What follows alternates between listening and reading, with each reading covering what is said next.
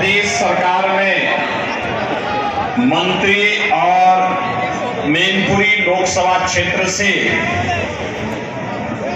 Bharatiya Janata party के प्रत्याशी श्री जयवीर सिंह जी, माननीय विधायक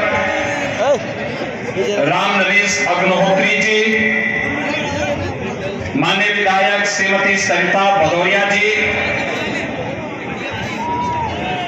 भारतीय जनता पार्टी के जिला के अध्यक्ष श्री संजीव राजपूत जी, राहुल चतुर्वेदी जी, प्रदेश उपाध्यक्ष श्रीमती कमलावती जी, विलास कठेरिया जी,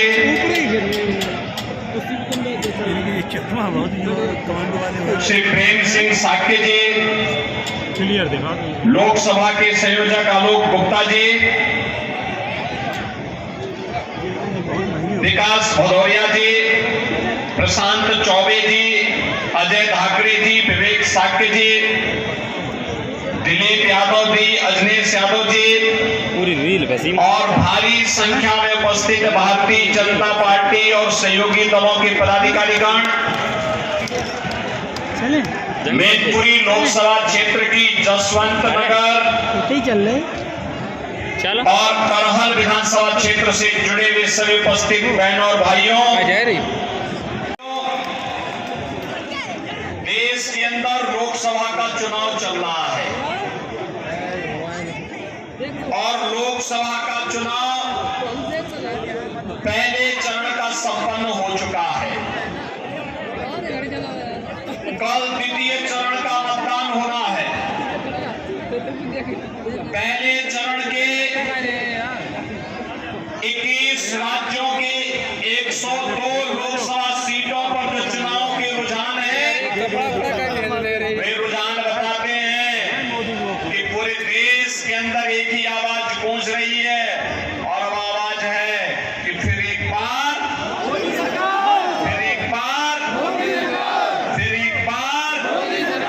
मोदी सरकार का। बहनों और भाइयों, जो ये पूरे देश के अंदर की आवाज है, ये आवाज वो आवाज है जो 10 वर्ष के अंदर मोदी जी के नेतृत्व में एक बदलते हुए भारत को हमने देखा है। बहनों और भाइयों, एक ऐसा भारत जिस भारत का दुनिया के अंदर सम्मान है, जिस भारत के अंदर सबको सुरक्षा है, सीमाएं सुरक्षित हैं, आतंकवाद और नक्सलवाद को उसकी सही जगह पहुंचाने का काम किया गया है। विकास के बड़े बड़े कार्य हो रहे हैं। गरीब कल्याणकारी योजनाओं का लाभ बिना भेदभाव के समाज के प्रत्येक तबके को प्राप्त हो रहा है। बहनों और भाइयों, गरीबों के नाम पर आने वाले, जाति के नाम पर शासन करने वाले लोगों ने कभी भी गरीब को उसका हक देने का काम नहीं किया। मोदी जी ने 10 वर्ष के अंदर जो प्रयास किए, इन 10 वर्षों के प्रयासों का परिणाम है कि 25 करोड़ लोग गरीबी रेखा से उभरे हैं, 80 करोड़ लोग फ्री में राशन की सुविधा का लाभ प्राप्त कर रहे हैं, 60 करोड़ लोगों को आयुष्मान भारत में 5 लाख रुपए की स्वास्थ्य बीमा का कवर मिल रहा है और 50 लाख लोग ऐसे 50 करोड़ लोग देश के अंदर ऐसे हैं जिन गरीबों के जनधन अकाउंट खोल करके उन्हें शासन की योजना सीधे उनके खाते में पहुंच रही है। बहनों और भाइयों, 12 करोड़ किसानों को प्रधानमंत्री किसान सम्मान निधि का लाभ, 12 करोड़ गरीब घरों में शौचालय का निर्माण, 10 करोड़ लोगों में रसोई गैस का सिलेंडर वितरित होना, 10 करोड़ लोगों, 10 करोड़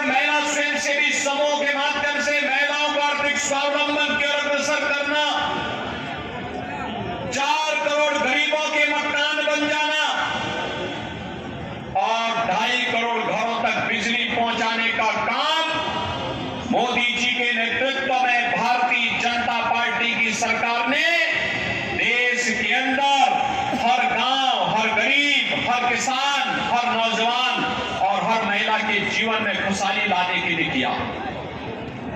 बहनों और भाइयों, एक तरफ विकास और विकसित भारत की संकल्पना के साथ मोदी जी इस 2024 के लोकसभा चुनाव में आपके सामने हैं, और दूसरी ओर सपा, कांग्रेस का इंडी गठबंधन और बहुजन समाजवादी पार्टी अपने अपने कुनबे के साथ फिर से इस चुनाव में आ गई है।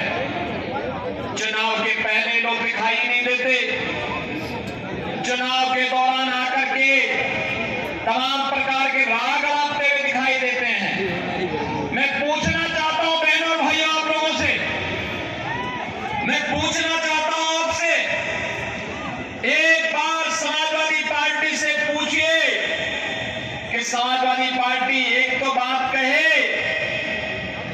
कि जब अयोध्या में प्रभु श्री राम लला की 500 वर्षों के बाद प्राण प्रतिष्ठा की बात आई तो कांग्रेस और समाजवादी पार्टी के लोगों ने कार्यक्रम का बहिष्कार क्यों किया?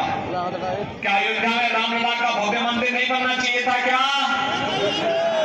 आप राम मंदिर के पक्ष में हैं या विरोध में? आप पक्ष में है ना? राम मंदिर बनना चाहिए ना? समाजवादी पार्टी ने और कांग्रेस ने विरोध किया। बहनों और भाइयों, मुझे एक बात बताओ, क्या सपा को कांग्रेस के साथ गठबंधन करना चाहिए था क्या? अच्छा, जो कांग्रेस कहती है कि राम और कृष्ण हुए ही नहीं, यानी राम के अस्तित्व को भी ये झुठलाते हैं, भगवान कृष्ण के अस्तित्व को भी झुठलाते हैं, और फिर भी समाजवादी पार्टी जबरदस्ती कांग्रेस के गले में हार बनना चाहती है। ये तो है इनके हाल। और ये किसके लिए? आपने कल कांग्रेस के एक महत्वपूर्ण नेता के सलाहकार के वक्तव्य को आपने पढ़ा होगा। उन्होंने क्या वक्तव्य दिया? उन्होंने वक्तव्य दिया, उनका वक्तव्य है कि देश के अंदर कांग्रेस नेतृत्व की सरकार आएगी तो विरासत टैक्स लगाएगी। बहनों और भाइयों, ये विरासत टैक्स क्या है मालूम है आपको? ये विरासत टैक्स है कि आपके बाप दादों ने जो संपत्ति अर्जित की है, इस संपत्ति के बाद आधी संपत्ति कांग्रेस और समाज के लोग हड़प लेंगे। आपको संपत्ति से वंचित करने का एक कुत्सित प्रयास। दूसरा, इनके द्वारा कहा जा रहा है, कल कांग्रेस के लोगों ने कर्नाटक के अंदर क्या किया?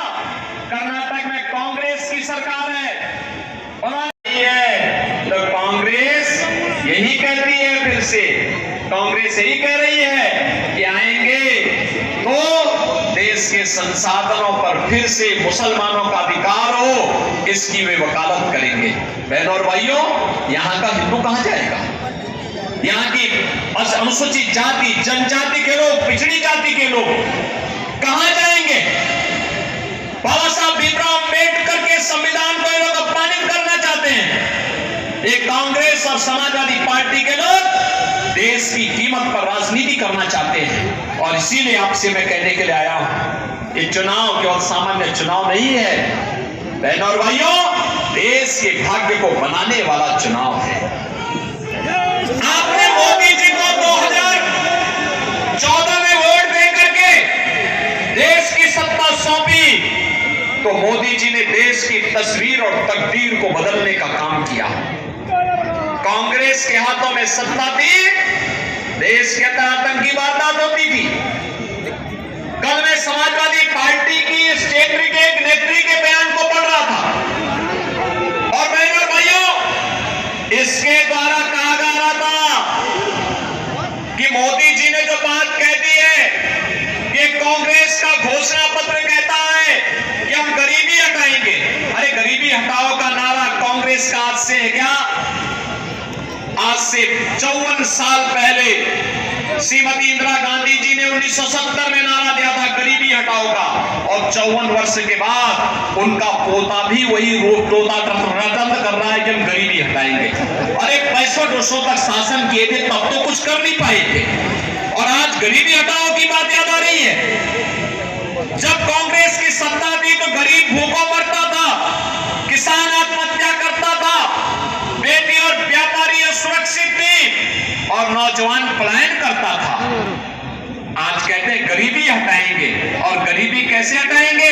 गरीबी हटाने के लिए कह रहे हैं कि हम आपकी प्रॉपर्टी का सर्वे करवाएंगे। यानी आपके बाप दादों ने, आपके माँ बाप ने अगर कोई मकान एक शहर में बना दिया, एक गांव में बना दिया, आपके परिवार में 5 लोग हैं और 2 कमरों में रह सकते हैं, 4 कमरे हैं, तो 2 कमरे को ये लोग कांग्रेस और सपा के लोग हड़पने का काम करेंगे, हम सर्वे करा देंगे। अरे मेहनत करेगा हमारा आदमी, और हड़पने के लिए फिर कांग्रेस और सपा के गुंडों को आप छोड़ देंगे कि वे आपकी संपत्ति को हड़पने का काम करेंगे? क्या ये अधिकार देंगे आप?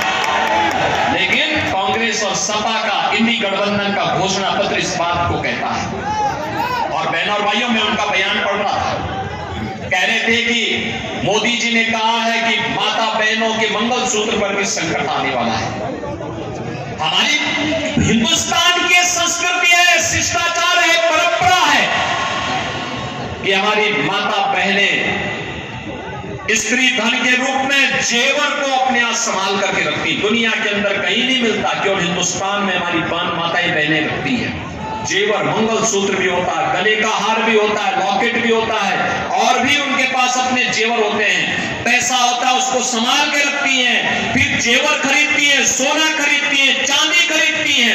हर परिवार में 1 तोला से लेकर के 1 किलो तक का सोना जरूर मिल जाएगा, क्योंकि वही उसकी अमानत होती है, वही उसका संस्कार होता है, और फिर वही अपने आने वाली पीढ़ी को विरासत में देती है, अपनी बहू को देती है, अपनी बेटी को देती है।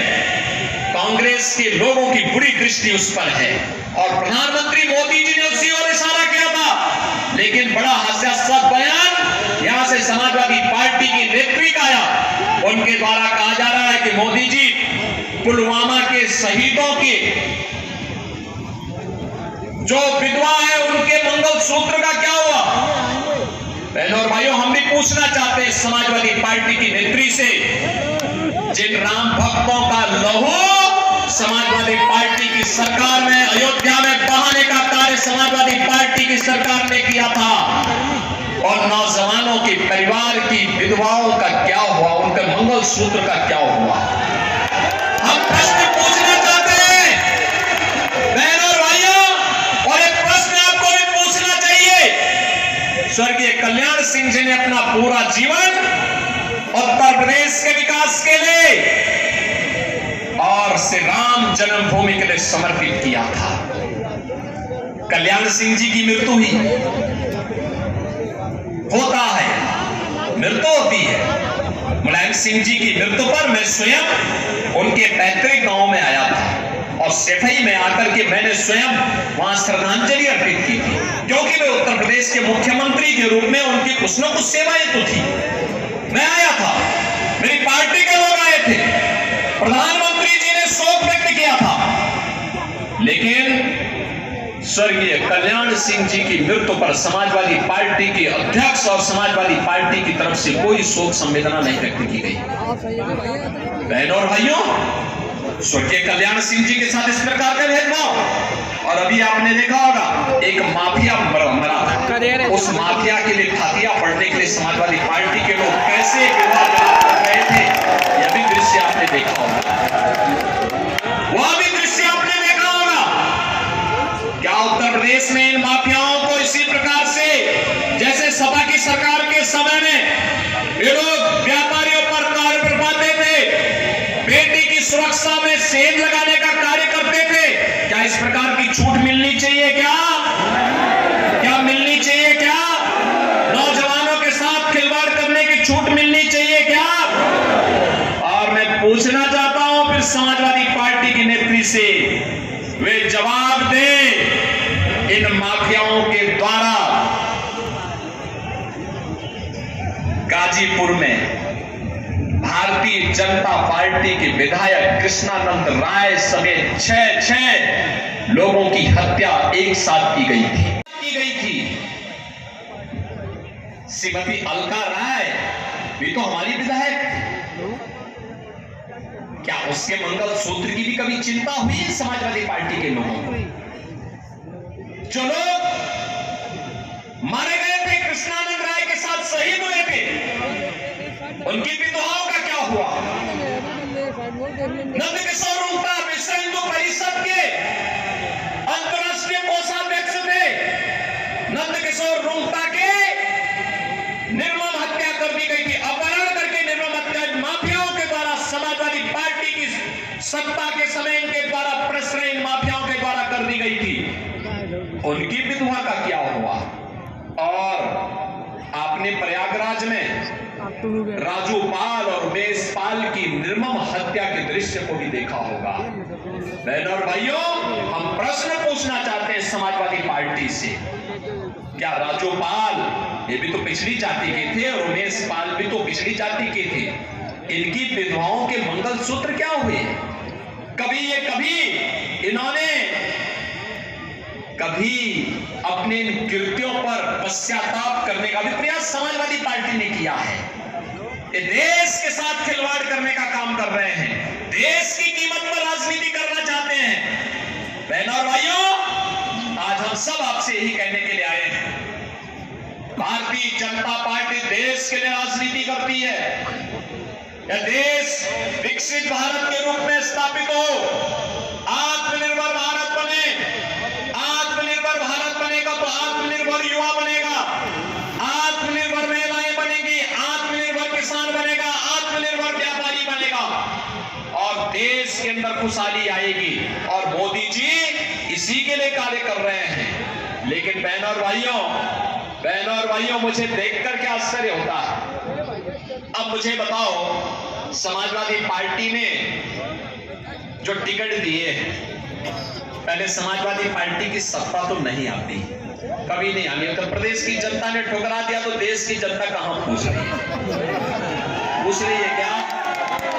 पूरे देश के अंदर, पूरे प्रदेश के अंदर समाजवादी पार्टी, पूरे देश के अंदर समाजवादी पार्टी कुल 63 से 64 या 65 सीटों पर चुनाव लड़ी, इससे ज्यादा सीटों पे चुनाव नहीं लड़ी। और सरकार बनाने के लिए, केंद्र में सरकार बनाने के लिए बहुमत चाहिए 273 सीट का। बताओ, 273 सीट का बहुमत चाहिए और चुनाव लड़े केवल 63 से 65 सीट पर, और कह रहे हैं हम सरकार बनाएंगे। क्या सरकार बनाएंगे? क्या ऐसे में है? क्या सरकार बनाएंगे? क्या कांग्रेस क्या सरकार बनाएगी? कांग्रेस स्वयं इतनी सीटों पे चुनाव नहीं लड़ रही है। क्या कांग्रेस सरकार बनाएगी? क्या कांग्रेस के नाम पे कोई आपके यहां वोट देता है क्या? बहनों और भाइयों, इन लोगों ने प्रदेश को तबाह किया था माफियाओं के, और मुझे तरस तो इस बेचारे शिवपाल पे आती है। वो तो केवल जैसे सत्यनारायण की कथा में जजमान एक होता और कथा सुनता है और बाद में अन्य लोगों को चूर्ण वितरण कर दिया जाता है, तो ये केवल चूर्ण खाने वाले व्यक्ति होते हैं। कभी नेताजी मुलायम सिंह जी के मुख्य सिपह सालार हुआ करते थे, पूरे प्रदेश में तूती बोलती थी, और आज क्या हालत है।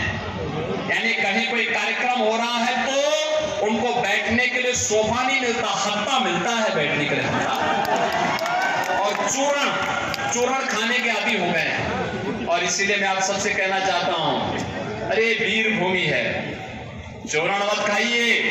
भारतीय जनता पार्टी के द्वारा सत्ता में सहभागी बनकर के विकसित भारत और आत्मनिर्भर भारत की संकल्पना को साकार करने के लिए कार्य करिए। इसीलिए मैं आपसे कहने के लिए आया हूं, बहनों और भाइयों, ये जो माफिया और अपराधियों के लिए फांसियां पड़ने वाले लोग हैं, इनसे कहिए कि 5 साल और फांसियां के लिए आपको हम दे रहे हैं, जाओ खूब पढ़ो, देश को आगे बढ़ने दो। सहमत है ना?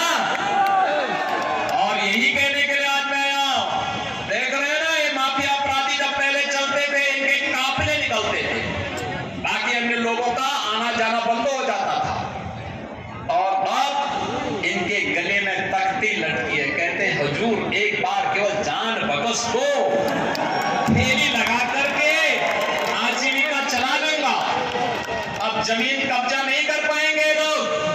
पहले बोलते थे ना जो प्लॉट खाली है वह प्लॉट, हाँ उसमें कब्जा करते थे जबरदस्ती, सपा का बोर्ड लगा के कब्जा कर लेते थे। अब भी कब्जा कर पाएंगे क्या? अब कब्जा नहीं कर पाएंगे, क्योंकि मालूम है कि पीछे से बुलडोजर की दृष्टि भी पड़ रही है। बहुत एकदम सटीक निशाना लगाता है, और जब चलता है ना तो ऐसे चलता है कि बड़े बड़े माफिया की पेटें गीली हो जाती है। और बहनों और भाइयों में यही कहने के लिए आया हूं, ये हमारे लिए गौरव की बात है। 500 वर्षों के बाद अयोध्या में रामलला विराजमान हुए हैं ना, हुए हैं, कोई संदेह है क्या? भाजपा जो कहती है सो करके दिखाती है।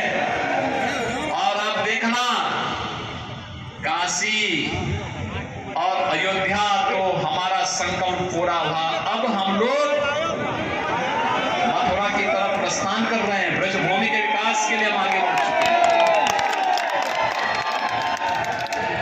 और ब्रजभूमि के विकास के साथ जसवंत नगर करहल को जुड़ना होगा।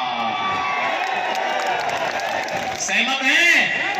मैनपुरी जुड़ेगी, घर घर जाएंगे, मोदी जी का संदेशा लेकर के जाएंगे। ओबीसी के, पिछड़ी जाति के लोगों के आरक्षण को डकैती डालने का काम कर रही है, उसको बांटने का काम कर रही है। और ऐसा नहीं कि पहली बार हो रहा है। याद करिए, जब कांग्रेस नेतृत्व की यूपीए सरकार थी और सपा और बसपा दोनों कांग्रेस नेतृत्व की यूपीए सरकार का समर्थन कर रही थी, उस समय क्या आलम था? उस समय उन्होंने एक दृष्टि रंगनाथ मिश्रा कमेटी गठित की थी। उस कमेटी ने संस्तुति की थी कि मुसलमानों को भी पिछड़ी जाति में और अनुसूचित जाति में शामिल करके आरक्षण का लाभ जो पिछड़ी जाति के लोगों को मिल रहा, उनमें से कुछ को कटौती करके मुसलमानों को दे देना चाहिए, कुछ को अनुसूचित जाति को दे देना चाहिए। ये तो कांग्रेस। और भाइयों, इसीलिए हम लोगों ने श्री जयवीर सिंह जी को यहां पर भारतीय जनता पार्टी और सहयोगी दलों के प्रत्याशी के रूप में उतार करके भेजा है। अब आप सोचो पहले यहाँ पे रामलला मैदान भी ठीक ढंग से नहीं था। आज देखो ना क्या भव्य बना, क्या भव्य बन चुका है। देखो भाजपा आएगी तो रामलला मैदान बनाएगी, रामलला का मंडप बनाएगी। भाई हम लोग तो समाज के लिए करेंगे, और सपा आएगी तो वे अपना घर बनाएंगे। यही करेंगे ना, बनाएंगे, करेंगे ना। आप मुझे बताओ कि यादवों में भी टिकट देने थे तो एक ही परिवार के सब है, एक परिवार से बाहर कोई उभर ही नहीं पा रहा है। राष्ट्रीय अध्यक्ष, महिला मोर्चा की प्रभारी, उनकी एक ही परिवार, पति पत्नी। ऐसे ही शिवपाल जी को एक चूर्ण दे दिया बदायूं वाले। श्योर शक है कि वहां पे हारना है सपा को, तो वहां का चलो शिवपाल हारने के लिए ही उन्होंने शिवपाल जी को वहां भेज दिया। तो आप पीछे देखो यार, तुम खड़े हो तो क्या तो 100% तय है कि वहां पे सपा का खाता खुलना ही नहीं। तो जहाँ रखे हैं और ऊपर नजर चले आए। इसके बाद फिरोजाबाद में उन्होंने भेजा है। तो फिरोजाबाद में तो पिछली बार ही तय हो चुका है कि भाजपा के पक्ष में निर्णय ले चुके हैं। और 5वीं सीट है, बेचारा धर्मेंद्र यादव ना चाहते हुए फिर आजमगढ़ चला गया। पिछली बार दिनेश लाल यादव निरुआ, भोजपुरी का बहुत अच्छा कलाकार है, और निरुआ ने पिछली बार ऐसा हराया, उनको ऐसा हराया कि दोबारा वे आजमगढ़ नहीं जा पाए डर के मारे। और फिर से आजमगढ़ की जनता यही फैसला करने जा रही है। लेकिन ये 5 के अलावा क्या कोई दूसरा यदुवंशी नहीं था क्या? एक परिवार के अलावा कोई है ही नहीं क्या? बहनों और भाइयों, ये परिवारवादियों को सबक सिखाने का समय है। ये जातिवादी राजनीति को प्रश्रय देकर के अपने परिवार को भरने वाले और देश की सुरक्षा के साथ सेंध लगाने वाले, गरीब मरता था, भूखों मरता था, स्वास्थ्य के भाव में मरता था, मंदिर लूटे जाते थे, व्यापारी ठगा जाता था, महिलाओं की इज्जत के साथ खिलवाड़ होता था, नौजवानों की नौकरी के साथ, उनकी आजीविका के साथ लोग खिलवाड़ करते थे। लेकिन आतंकवादियों को बिरयानी खिलाते थे, बिरयानी। आप सोचो ना, समाजवादी पार्टी की सरकार के समय तो आतंकवादियों के मुकदमों को वापस तक करने का इन्होंने प्रयास किया था, और तब हाईकोर्ट ने टिप्पणी की थी। हाईकोर्ट ने कहा था, आज इन दुर्दांत आतंकवादियों का मुकदमा वापस ले रहे हो, कल इन्हें पद्म पुरस्कार दोगे, ये नहीं चलेगा, और खारिज कर दिया था। बहनों और भाइयों, आपने 7 वर्ष में यूपी में कहीं दंगा देखा है क्या? कहीं कर्फ्यू देखा है क्या? कहीं पर बेटी और बहन की सरेआम इज्जत के साथ खिलवाड़ करते हुए किसी बेशरम व्यक्ति को देखा है क्या? कोई कर पाएगा क्या आज के दिन पे? करेगा तो फिर फल भी भुगतेगा। केवल अयोध्या में रामलला कोई विराजमान नहीं करेंगे, जो व्यापारी और बेटी की सुरक्षा के साथ खिलवाड़ करेगा, राम नाम सत्य है की गारंटी भी हमसे ले लेगा। और इसीलिए आपसे कहने के लिए बहनों और भाइयों, आज हम लोग आए हैं किसी जयवीर सिंह जी के नेतृत्व में। आज भारतीय जनता पार्टी ने उन्हें प्रत्याशी बनाया है, श्री राम नरेश अग्निहोत्री जी, और यहाँ के हमारे सभी जनप्रतिनिधिगण, पदाधिकारीगण, ब्लॉक प्रमुखगण, ये सभी लोग लग करके आप सबसे अपील करने के लिए आए हैं। बहनों और भाइयों, मैं आपसे अपील करूंगा, घर घर जाइए, मोदी जी का प्रतिनिधि बनिए, मेरी अपील भी घर घर पहुंचाइए, और स्वयं जयवीर सिंह बन करके भारतीय जनता पार्टी के पक्ष में मतदान करने के लिए आप आगे आप मतदान के लिए आगे बढ़िए। जो भारत के सैनिकों का अपमान करते हैं, पुलवामा के शहीदों का अपमान करते हैं, जो भारत की सीमा के साथ खिलवाड़ करते हैं, आतंकवाद और नक्सलवाद को प्रश्रय देने का काम करते हैं, और माफिया और अपराधियों के लिए फातिया पढ़ने का काम करते हैं, इनको एक सिरे से खारिज करिए। भारतीय जनता पार्टी को तीसरी बार सत्ता सौंपे, और मोदी जी के नेतृत्व में एक आत्मनिर्भर, एक खुशहाल और एक विकसित भारत की परिकल्पना को साकार करने के इस राष्ट्र यज्ञ में सहभागी बनिए। यही अपील आप सबसे करने के लिए मैं विशेष रूप से इस जसवंत नगर विधानसभा क्षेत्र में आया हूं। सब लोग सहमत हैं? सब लोग सहमत हैं? पीछे वालों से पूछ रहा हूं मैं, सब लोग बताइए